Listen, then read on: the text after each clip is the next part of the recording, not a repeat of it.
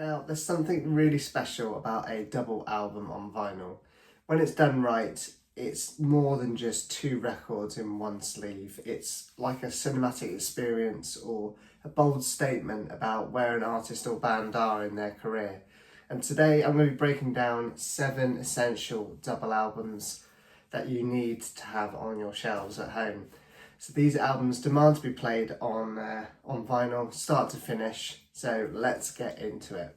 Now the first album I want to talk about is the Beastie Boys' Paul's Boutique, and this was released back in 1989 on Capitol Records, and it was produced by the Beastie Boys, but they also brought in the Dust Brothers to kind of assist with the production on this. And it was initially seen as a bit of a kind of commercial flop in a way, or a failure. And I think in comparison to the breakout success they had with Licensed to Ill, their debut album. But as is typical with these kind of albums, it's kind of garnered a kind of legendary status. And I think that's all down in part to the kind of groundbreaking sample heavy production that's on this album.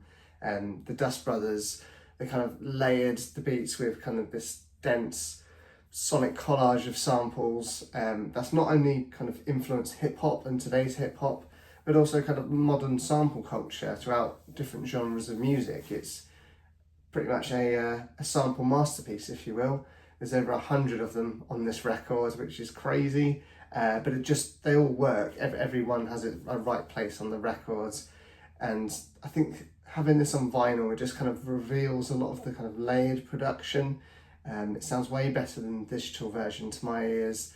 And, you know, from an artist perspective, the Beastie Boys kind of proved they were more than just kind of frat rap jokesters. They showed that they were kind of crate diggers, and also they're kind of cultural sponges, just sucking up everything around them. Yeah, it just really shines on this album. Every beat kind of has room to breathe on the vinyl edition, so definitely pick this one up.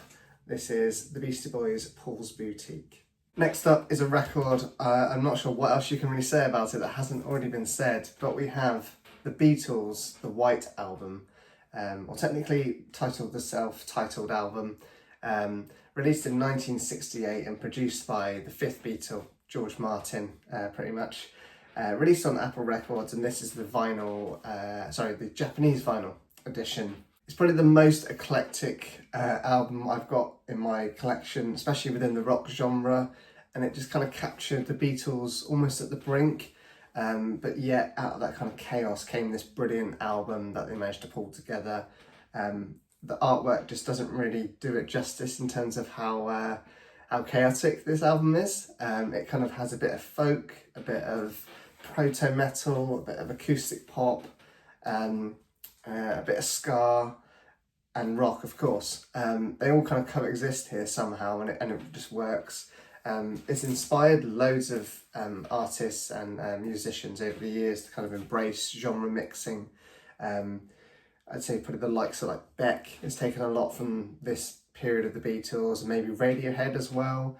And the vinyl version of it just really gives it a kind of clarity to the chaotic charm, if you will.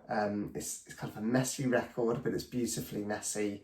And the album just kind of showcases 4 individuals kind of pulling in different directions, but somehow, you know, they still managed to make it work.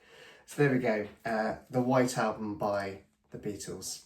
Another heavy hitter now, so we have Miles Davis, Bitches Brew, and this was released in 1970, produced by Teo Macero, released on Columbia Records, but this is the Vinyl Me Please edition from the Miles Davis Electric Years box set, anthology rather. Really lovely edition, one of the best versions I've heard of this album.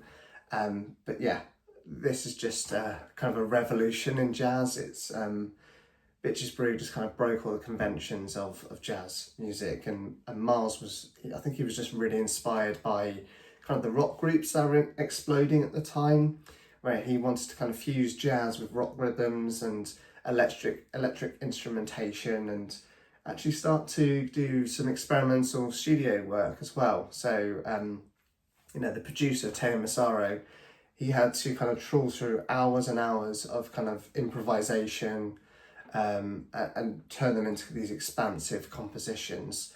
It kind of launched this kind of jazz fusion movement and influenced artists like Herbie Hancock, The Weather Report, and I think even pretty hip hop as well. It influenced that genre. And I think if you've ever streamed this one, you've kind of missed the point of it. It deserves to be listened to on album. It deserves to be listened to on vinyl, because it kind of feels like you're in this unfamiliar city, and in the dead of night, you don't know where you're going, and you've only got Miles and the band as your guide, and it just, kind of blows me away, this music. Still to this day, it's a bit of a trip, a bit mind-bending, and an essential record for you to have on vinyl. So there we go, Miles Davis, Bitches Brew.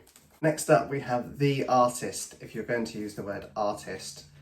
This is Prince, Sign of the Times, released in 1987 on Paisley Park and Warner Brothers label, produced by Prince himself.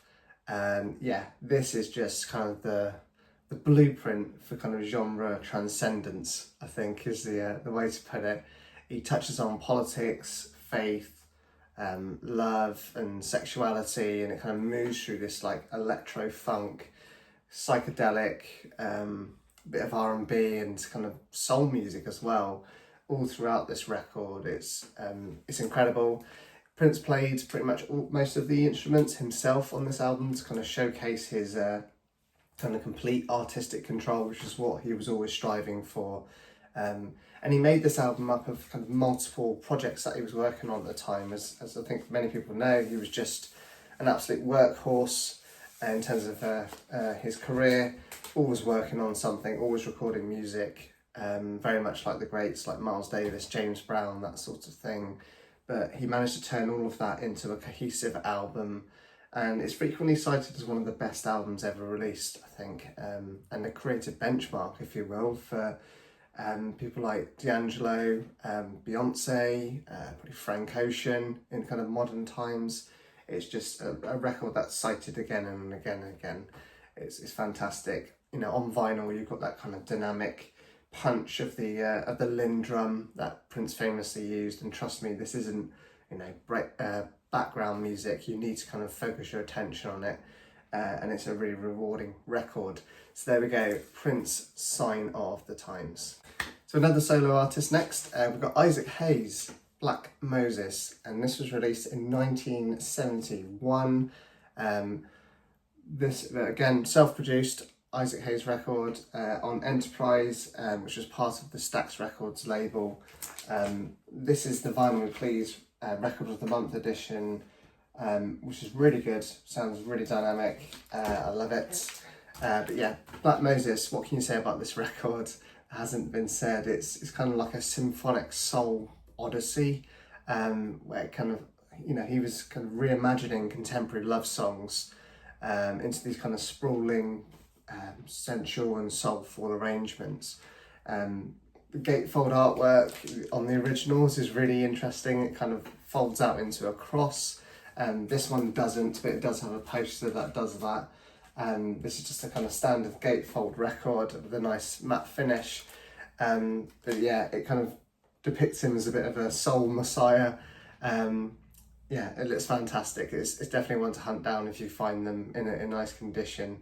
You don't kind of stream this album, you kind of just experience it from front to back. It's just really sprawling, and the biblical imagery is just lovely on these kind of lush arrangements.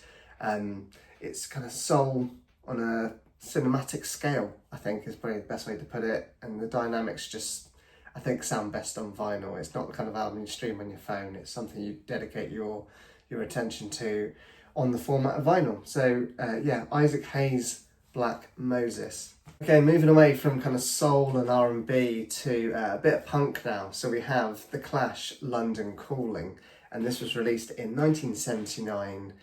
Produced by Guy Stevens and Mick Jones from the band, released on CBS Records. London Calling, it's one of those kind of rare punk double albums. You don't really get a lot of those in punk music, but it kind of expands rather than dilutes the band's legacy, I think. It blends so many genres, so you've got a bit of reggae on here, a bit of ska, a bit of kind of rockabilly, and of course you've got that punk and political commentary that you kind of associate with the band The Clash. And it redefined punk, I think, as kind of a inclusive genre, which allows people to kind of do that kind of genre blending, and kind of influence so many other bands as well. So I think you've got the likes of Rancid are very influenced by The Clash. You could probably argue to some degree like U2 and Bruce Springsteen, those kind of stadium fillers. They were definitely influenced by this band. And I think the sequencing is what matters here, and that works so well on vinyl. Each kind of record feels like a nice condensed little EP, if you will. It sounds raw, it's kind of vibrant, and I'm still on the hunt for an OG copy. You know, it's not like a audiophile record, I don't really care about that, I just want to own that piece of history. So yeah, it's one of those rare albums with kind of zero filler on it, and vinyl is kind of the perfect format to explore that, the kind of political and emotional, genre-spanning roller coaster of an album. So there you go, The Clash, London Calling. Okay, last but not least, a huge double album to end on. We have Elton John, Goodbye Yellow Brick Road, released in 1973 on MCA and DJM Records. Yeah, this album just kind of represents kind of the peak of Elton and kind of Bernie Taupin's storytelling in his lyrics and songwriting. From that theatrical opener of Funeral for a Friend to kind of ballads like Candle in the Wind, it kind of just spans moods and genres with a kind of cinematic flair. It's got lavish production on this, especially for the kind of early 70s. And it just makes it kind of a cornerstone of both pop and rock music, which is perfect for kind of vinyl collectors like myself. It's got that iconic cover, you know, where you've got this kind of tri-fold sleeve with lovely artwork. Hopefully you can see that on the screen there, illustrated throughout. And this is an original UK pressing, and one of the ways that you can kind of tell you've got a UK pressing or an OG is that the vinyl itself, I don't know if this will come up on camera, but it kind of had this, it's almost see-through to some degree, with a kind of a red tinge to it, so it's like transparent red. It's not really coming up on the video there, but you would see it if you held it up to kind of bright light source. But yeah, it's 70s pop perfection, this album. You get the kind of full experience and theatre of it on when you play it on vinyl. It's just an absolute essential for your collection. Pick it up if you see it. These used to be littered throughout kind of charity shops and kind of thrift stores, but they're actually quite hard to come by now, especially the kind of OG copies. But if you'd see it, pick it up. It's well worth the price of admission. So there we go. Elton John, Goodbye Yellow Brick Road. So that's my top 7 recommendations for the best double albums to have on vinyl. But which albums are in your collection? Drop a comment down below, but also let me know which ones you think deserve a place in this top 7.